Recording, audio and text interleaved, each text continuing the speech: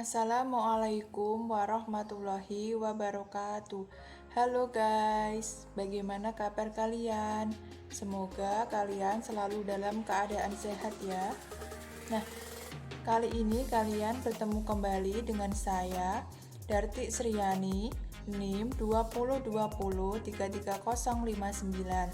Saya mahasiswa PGSD Universitas Muria Kudus. Nah, pada video kali ini kita akan mereview konten dari Pak Udin sekaligus membahas materi tentang konsep dasar sumber belajar dan media pembelajaran.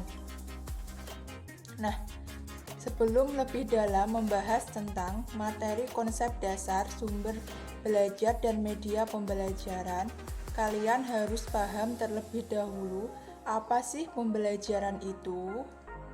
Pembelajaran adalah proses untuk membantu peserta didik untuk mencapai belajarnya dengan baik. Nah, di dalam pembelajaran ini ada 3 pihak yang terlibat. Yang pertama ada peserta didik, yang kedua ada tenaga pendidik atau guru, dan yang ketiga ada sumber belajar atau media pembelajaran. Nah, ketiga pihak ini selalu berkaitan dan tidak dapat dipisahkan sehingga dikemas dalam satu lingkup, yaitu lingkungan belajar.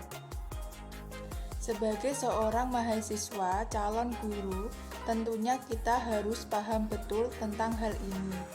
Ketika nanti mengajar, kita membutuhkan suatu sumber belajar ataupun alat ataupun media pembelajaran yang akan mempermudah kita dalam menyampaikan materi ke peserta didik.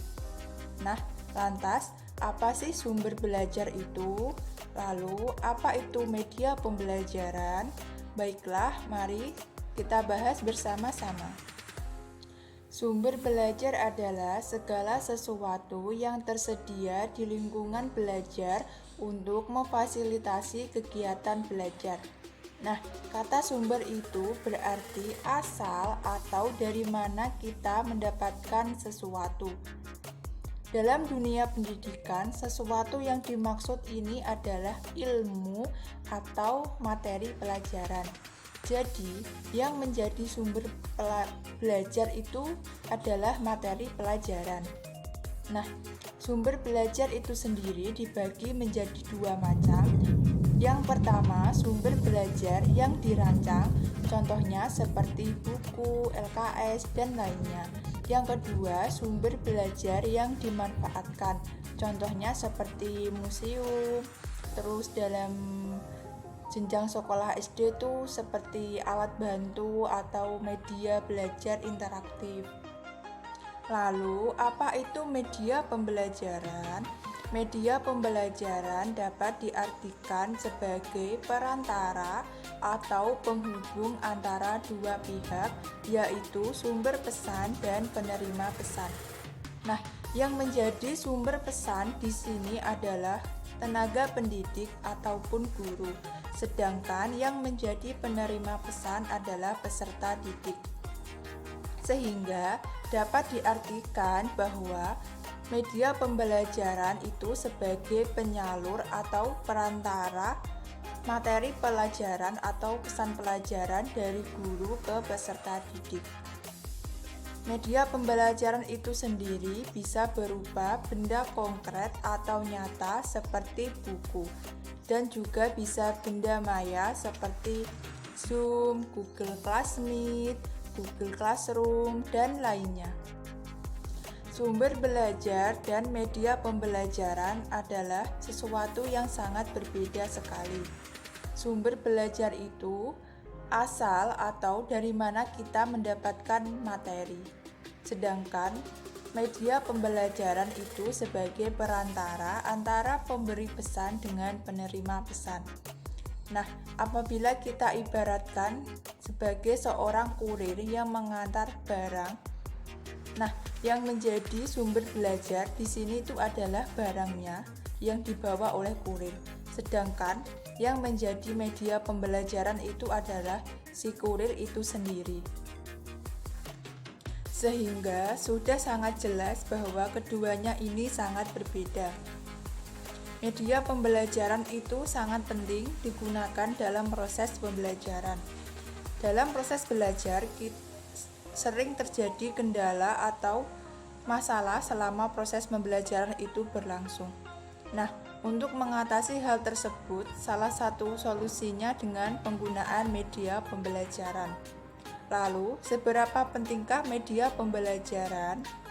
Yang pertama, media pembelajaran sebagai alat bantu yang berfungsi melancarkan jalannya kegiatan belajar mengajar. Contohnya saja, saat ini sedang pandemi COVID-19. Dengan adanya media pembelajaran seperti Zoom, Google Classmeet, dan lainnya itu, kita bisa belajar tanpa melakukan pelajaran tatap muka atau secara langsung. Dengan kata lain, kita bisa belajar melalui media online atau secara daring. Yang kedua, guru bukan satu-satunya sumber belajar. Artinya, sumber belajar itu tidak selalu bergantung pada guru. Kita bisa mengakses pelajaran dari internet, buku, dan lainnya. Yang ketiga, media pembelajaran sebagai salah satu sumber belajar akan membantu guru memperkaya wawasan siswa. Yang keempat, media pembelajaran membantu siswa dalam memahami suatu konsep tertentu, terutama pada jenjang sekolah dasar, seperti alat bantu media interaktif yang mempermudah siswa dalam memahami konsep pelajaran. Dan yang kelima, meningkatkan motivasi belajar siswa. Media pembelajaran yang baik itu memuat materi 10% dari apa yang dibaca, 20% dari apa yang didengar, 30% dari apa yang dilihat, 70% dari apa yang dikatakan, dan 90% dari apa yang dikatakan serta yang dilakukan. Nah, itulah materi tentang konsep dasar sumber belajar dan media pembelajaran pada video kali ini. Sebelum saya menutup video ini, izinkan saya menyampaikan pesan dan kesan saya mengikuti perkuliahan sumber dan media pembelajaran. Nah, setelah saya melihat konten dari Pak Udin, menambah wawasan saya tentang materi sumber belajar dan media pembelajaran. Materi yang disampaikan Pak Udin sudah jelas dan penyampaiannya juga sangat baik. Saya memahami materi tersebut. Semoga pandemi COVID-19 segera berakhir agar kita bisa menjalankan perkuliahan secara tatap muka. Nah, sekian dulu dari saya. Semoga video ini bisa bermanfaat bagi kalian semua. Dan selamat bertemu kembali pada video selanjutnya. See you!